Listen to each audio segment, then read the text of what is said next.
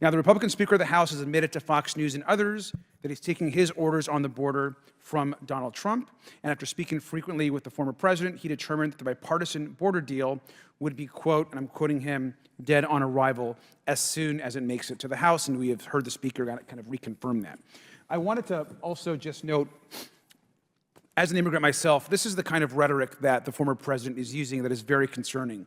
Donald Trump speaks about immigrants with the same rhetoric that is invoked by authoritarians and dictators in the past, claiming that immigrants like me and my family, quote, pollute the blood of this country. And that is his exact quote. We're here, of course, for another hearing on the border, which we seem to have a lot of, and I want to make sure it's important that we have facts as we discuss what is an important issue, I think, to both Republicans and Democrats. And as a reminder, I think to the majority just recently rejected a bipartisan national security bill that included border provisions within that bill. And I know that the majority likes to blame, as they will in this hearing, all of the issues along the border to President Biden, but they refuse to accept legislative proposals or funding deals that can help solve problems within DHS and certainly all across the southern border. Now, House Republicans are blocking billions in vital funding to hire additional border agents, asylum offers, and immigration judges. That money could actually help process migrants faster or clear the asylum backlog, but many don't seem to be interested in any of that. Instead, the majority is wasting time and resources to cater to demands, of course, of Donald Trump. After months of bipartisan negotiations, Donald Trump pressured Senate Republicans in this border policy process, and of course we know he does not want President Biden to have any sort of wins leading up to an election. We know he spent the weekend doubling down on his promises to launch mass deportations with National Guard soldiers from Republican states, dragging more people into camps, and is promising to divert the FBI away from criminal investigations to help. So this is all about fear and chaos and not solutions.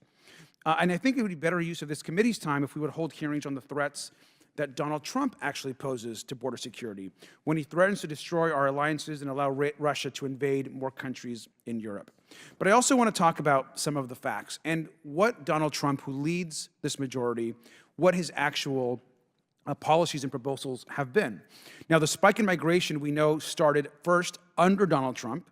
That spike tripled in the last 8 months of his presidency, and that's actually during a period of time when he proposed some of his more insane and destructive policies. And I've actually shown these in other hearings, not in this committee, but these are actually Donald Trump proposals along the border that he's actually made.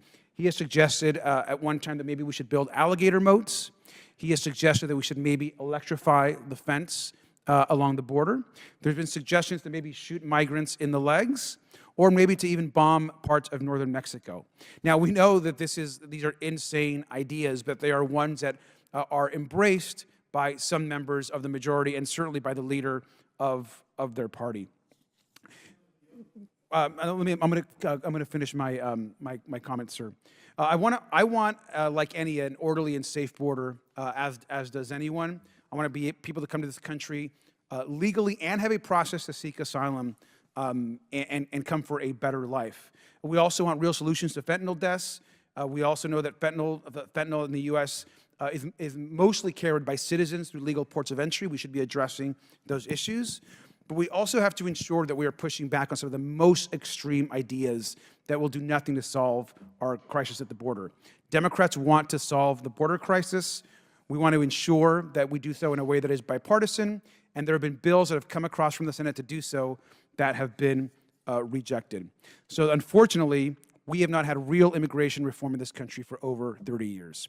And I hope that in some parts of this hearing, we'll actually be able to hear some data and information that will get us to an actual solution. And with that, I yield back. Thank you.